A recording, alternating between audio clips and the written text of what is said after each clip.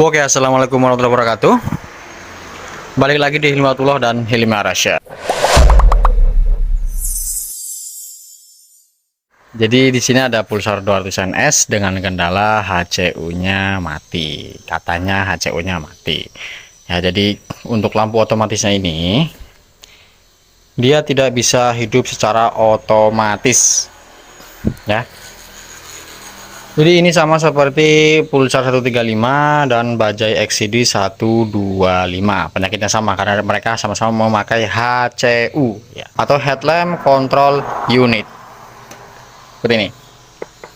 Jadi lampunya itu nggak mau hidup secara otomatis, dan ibunya sudah sempat chattingan dengan saya dan saya sarankan untuk menjumper ya. Setelah di jumper lampu bisa hidup. Nah, kemudian saya memberikan saran ke si empunya ya, yang punya motor, suruh diganti HCU-nya. Setelah sudah diganti HCU, ternyata penyakitnya sama. Ya, setelah menggunakan HCU baru, dia tetap tidak mau hidup untuk lampunya. Ya, tidak mau hidup secara otomatis untuk lampunya. Jadi pengennya itu di jumper terus ya. Dan ini di sini juga saklarnya sudah diganti. Nah, ini ya menggunakan saklar yang aftermarket punyanya NMAX itu ya, yang universal itu. Tapi yang sini masih original.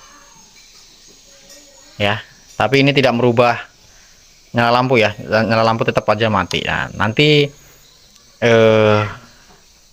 untuk kontennya nanti saya bikin terpisah ya untuk pemasangan saklar. Dan ini juga yang sebelah sini masih original nih.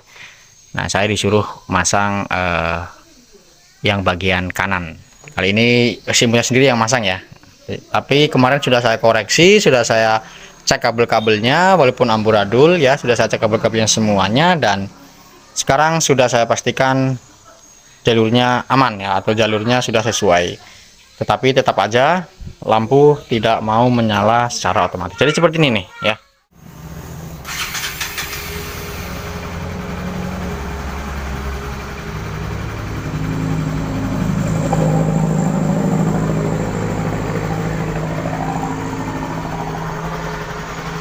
Nah, oke ya. Ini mesin sudah menyala. Tapi untuk speedometer ya, kemudian lampu depan ini tidak mau menyala. Jadi dia harus dikonsletin dulu baru bisa nyala, atau di jumper dulu dari HCU-nya baru bisa menyala. Ya, seperti ini. Padahal ini HCU-nya sudah saya pakai yang baru. Nanti saya kasih lihat. Dan ini ada kendala satu lagi. Ya, lampu remnya dia menyala terus, dan ini bisa membuat tekor aki, tapi ini biasanya hanya masalah di bagian switch-nya saja. Oke ya, jadi saya kasih lihat untuk bagian HCU-nya. Ini mohon maaf sekali ya, berisik banget. Mohon maaf sekali. Mohon maaf sekali. Ya, kita buka dulu jok belakang. Kita buka baut yang ada di sini. Ini sudah saya bukakan karena saya masang HCU. Kita taruh dulu di sini. Nah, ini dia HCU-nya. Nah, saya menggunakan HCU yang baru. Ya. Saya menggunakan HCU yang baru ini. Nah, yang lamanya tuh ini. Ya, ini udah dipotong-potong seperti ini. Jadi, ketika jalur semua sudah saya pastikannya, jalur saklar sudah saya pastikan aman, sesuai. Nah, tetapi ini tetap tidak mau menyala. Padahal sudah menggunakan HCU yang baru, tetap aja tidak mau menyala. Jadi langkah berikutnya untuk pengecekannya ya, untuk pengecekan si relay atau HCU ini mati atau enggak ya, mati atau enggak ini si HCU ini, kita bisa buka soket yang warna biru ini. Caranya seperti apa ya? Ini seperti ini ya. Kita buka soket warna biru. Saya lebih suka seperti ini. Ini saya lepas saja ya. Takutnya ini dari sini masih ada arus dari ini ya, dari kabel bodi itu masih ada arus. Bisa seperti ini. Nah, ya. Untuk soket birunya yang dari HCU ini kita lepas. Kemudian di sini ada dua kabel kan. Nah, kabel biru garis putih atau kabel yang biru kita sambungin ke plus aki ya, ke plus aki. Kemudian yang hitam garis kuning kita sambungin ke minus aki, seperti itu ya. Jadi kita tinggal tempel seperti ini. kunci kontak kita on ya, kontak kita on, tes. Oke, kemudian kita tempel yang ini ke plus aki. Hop, lihat, iya ya, menyala. Kita lepas. Nah, dia mati, kita tempel lagi ya. Iya, seperti itu. Jadi bisa dipastikan bahwa si HCU ini normal ya, normal, sangat-sangat normal sekali. Jadi yang bermasalah adalah dua kabel ini. Setelah kita cabut dulu ya. Nah ini ya, soket biru ini yang bermasalah ya, di bagian sini yang bermasalah. Jadi antara kabel biru garis putih dan hitam garis kuning ya. Pemicu HCU ini aktif itu adalah dua kabel ini. Yang pertama masa hitam garis kuning dan biru garis putih. Nah, ini untuk inputnya atau untuk pemancing HCU ini untuk hidup itu ada di kabel biru garis putih ya, kabel biru garis putih. Dan ini dimana kabel ini adalah kabel dari spool. Nanti kita buka soket spool dari sini ya, kita buka bagian ini dulu. Nah jadi jangan salah paham ya, ini bukan menjumper HCU ya, ini bukan menjumper HCU. Ini kita ngecek untuk input arus HCU ya, atau apa sih, pemicu HCU ini hidup, yaitu kabel ini. Nah kalau kita mau jumper, kita di soket yang besar ini ya, soket yang besar ini kita kasih kabel. Nah dari kita kasih kabel ya, sambung kabel coklat ini dengan coklat ini, kita sambung, maka lampu secara otomatis akan hidup ya, lampu secara otomatis akan hidup. Nah sedangkan yang biru ini kita hanya mengecek arusnya ya, kita mengecek bahwa HCU ini rusak atau enggak sih ya. Kalau misalkan rusak, ketika dua kabel ini kita kasih arus ya, arus positif dan arus negatif, maka lampu tetap tidak akan menyala. Tetapi ketika kita kasih arus ya, kunci kontak kita on, kemudian menyala lampunya ya, nyalanya juga nggak langsung kontak on langsung nyala gitu, enggak ya, beda sama ini. Kali ini tetap dia menunggu arus ya, tetap menunggu arus terlebih dulu. Ketika arusnya plusnya ini sudah mengalir, baru lampu akan seketika hidup pet gitu ya. Jadi kita mengecek arusnya, bukan menjumper HCU ya, ingat ya, beda. Kita karena ini sudah menggunakan HCU baru tetapi tetap tidak nyala, maka kita harus cek bagian inputnya. Dan ini sudah bisa dipastikan ya, bahwasanya kerusakan ada di input atau di arus pemicu HCU ini untuk hidup, yaitu dari spool. Nah ya, makanya jangan dianggap sepele ketika HCU rusak atau lampu depan NS ini mati atau pulsar 135 dan bajai XCD ini mati. Itu bisa menjadi salah satu tanda bahwa kalian harus waspada dengan pengisian atau dengan spool. Ya, karena input HCU ini yang kabel biru garis putih itu berasal dari spool. Nah nantilah ya, kita buka terlebih dulu, nanti saya kasih lihat semuanya ini biar teman-teman juga paham ya. Ya, soket spool ini dia ada di dalam sana ya, dalam sana. Jadi kita nggak perlu buka tangki ya. Nah, kita nggak perlu buka tangki, tinggal kita ambil dari sini dan kita lepas, kemudian kita tarik kabelnya dari bawah sana ya. Ini kabel ini kita tarik, kita keluarin, dan ini hasilnya seperti ini. Sudah keluar seperti ini. Dan di satunya lagi pasangannya ini ada di dalam sana.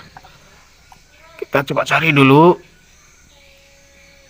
Nah ini ya, nah ini kabel apa, soket spool. Ini yang dari spool langsung, bukan yang dari kabel body ya. Kalau ini dari kabel body ya, ini yang dari spool langsung. Dan ada satu soket lagi. Nah ini soket kecil seperti ini. Nah ini adalah sensor yang memberikan arus ke HCU ya, yang nantinya bakal memicu HCU itu untuk aktif ya, di sini. Nah ini biru garis putih. Nah, ini dari spool. Nah, biasanya ya, karena pulsar 200 NS ini dia menggunakan tipe kiprok 3 fase ya, atau pengisian 3 fase atau 3 phase. Nah, ini 3 fase mempunyai 3 keluaran dari spool ya, warna kuning keluaran dari spool. Nah, untuk sensor yang ke HCU itu hanya satu ya, hanya satu sensor spool atau hanya satu output spool yang dipakai. Jadi kita cek satu persatu ya. Kita colokin seperti ini aja ya, caranya gampang, kita colokin seperti ini aja. Nah, ini untuk ini nggak usah kita pasang dulu ya, kita kasih kabel. Oke, kita masukin kabel ke salah satu ya, kita cek dulu. Kita dari atas dulu coba ya, dari bawah aja, ini yang udah pasti ya, ini HCU ini kita harus cek dulu, ini yang di bawah ini bagus atau enggak. Ya, kita masukin kabel seperti ini, kemudian kita nyalakan mesin dan kita nanti ini kita gesek-gesekin aja seperti ini ya. Ini lampu saya matiin aja ya, flashnya biar lebih jelas. Kita hidupin motor dulu.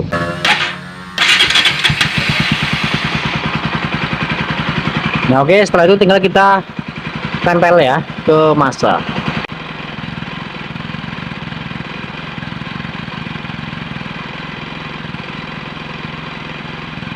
Nah, ini ada bagus, tapi ini kurang besar ya. Biasanya kalau pulsa 200 NS atau 220 yang menggunakan 3 fase itu lebih besar percikan daripada ini. Kemudian kita coba bagian satunya lagi ya, kita atasnya kita colok lagi seperti ini dan kita coba. Wah, ini malah lebih kecil. Oh, lumayan. Nah, ini sama ya,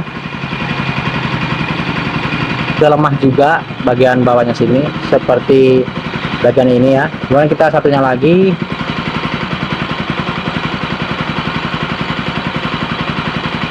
Ya, kita colok. Satunya lagi kita tinggal tampilin lagi ke ground atau ke masa. Woi, nah ini gede ini ya. Nah, ini gede ini gede. Saya matiin dulu. Nah, oke ya.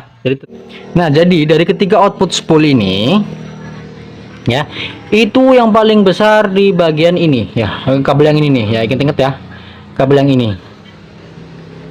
Oke, kabel yang ini yang masuk ke HCU ini kecil ya, itu makanya tidak bisa menghidupkan lampu atau tidak bisa menghidupkan HCU ya. Kemudian yang atasnya sini juga sama, ini juga sudah kecil, jadi dia sudah tidak optimal ya untuk pengisiannya. Kemudian untuk yang sini, nah ini masih gede ini, sekali tempel sekali tempel percikannya langsung besar, sekali tempel langsung cek gitu ya, gitu ya. Nah, jadi untuk memastikan bahwa memang spoolnya ini sudah tidak sanggup atau sudah lemah ya, sudah tidak sanggup untuk menghidupkan HCU, maka HCU kita sambung atau kabel putih ini ya, kita pindah ke sini ya, Nah, oke ya, ini kabel dari spool ini kita tuker ya, HCU harusnya yang bawah ya kan, ini kita pindah ke yang atas ini kita kasih kabel dulu ya, jadi kita kabel dulu seperti ini yap. Kemudian masuk ke soket HCU yang warna biru. Nah, kita colok ke kabel putih garis biru. Nah, ini kita coba hidupkan mesin, apakah lampu ini bisa menyala. Kontak on. Bismillahirrahmanirrahim. Nah, oke, jadi sekarang tinggal kita starter. Teman-teman fokus saja ke bagian speedometer. Nanti ketika setelah mesin hidup kemudian speedometer nyala, otomatis HCU sudah hidup normal. Kita starter. Tangan saya di sini. Iya, nyala ya. Kita coba sekali lagi, kita matiin.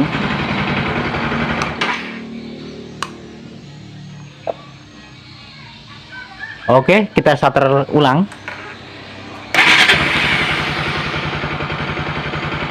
Iya, oke, tangan saya di depan, jadi kita nggak ada saklar atau ada apa ya, seperti itu. Nah, menyala. Nah, kemudian ketika kita cabut HCU-nya, kita cabut inputnya ini yang dari spool ini tadi kita cabut, maka ya nanti HCU akan mati dan lampu akan mati. Oke, kita coba cabut. 1, 2, 3, lampu iya mati ya kan. lampu mati.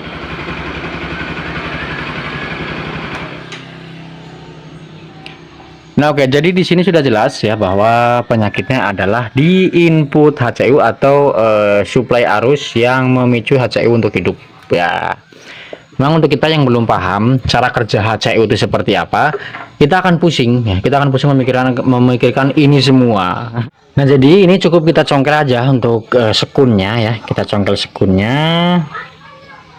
Kemudian kita tuker aja. Nah, ini kita pindah ke yang atas.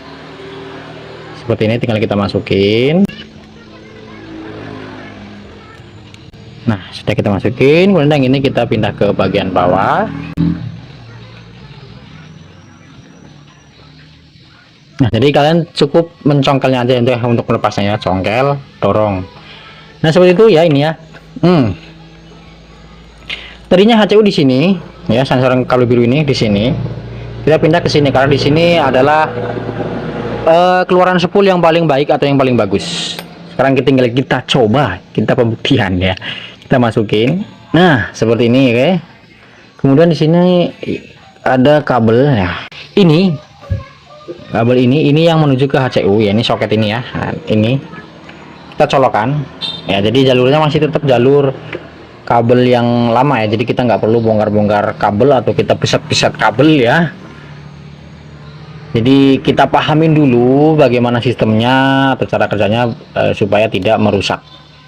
Nah, oke, sudah kita pasang seperti ini sesuai orinya, dan sekarang tinggal kita hidupkan. Kita coba hidupkan. Apakah lampu bisa menyala dan hidup dengan baik? Campur. Nah, cara.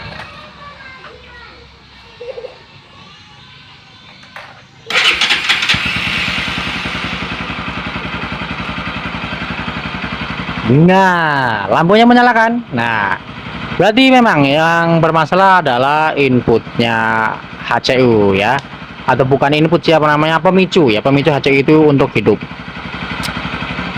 Jadi PR berikutnya adalah spool ya, spool atau pengisaannya ini kurang bagus, pasti kurang bagus karena yang bagus hanya satu.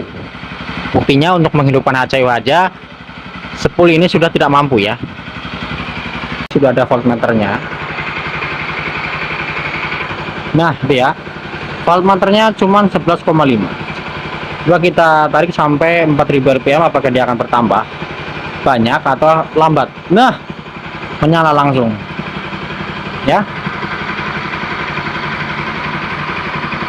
Gambar akinya menyala, waduh ya, ini ya. PR ini spool ini harus diganti, kalau nggak diganti takutnya SDI jebol.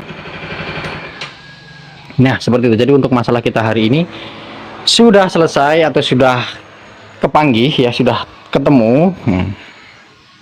Jadi untuk pulsar 135 ini, pulsar 200 NS ini dan 135 atau XCD 125 yang menggunakan HCU, silahkan dicek caranya seperti itu ya. Tinggal kalian cek aja, jangan sampai salah bengkel atau salah mekanik, nanti akhirnya malah kita modal banyak, karena pastinya mereka akan mengecek, atau kita yang belum paham akan mengecek kabel bodi, dan nanti kabel bodi akan diseset ya, pasti akan dibuka dan dicari jalurnya, biasanya itu akan seperti itu. Padahal HCU ini adalah memudahkan sebenarnya ya, memudahkan. Jadi kita hanya, kalau kita udah tahu untuk fungsi HCU ini seperti apa, cara kerjanya seperti apa, maka kita hanya perlu melakukan pengecekan yang sesimpel itu. Oke. Terima kasih yang sudah menonton, semoga bermanfaat. Saya Hilmi Arasya. Wassalamualaikum warahmatullahi wabarakatuh. Salam 1, 2 dan teng 3 busi. Yuk mas.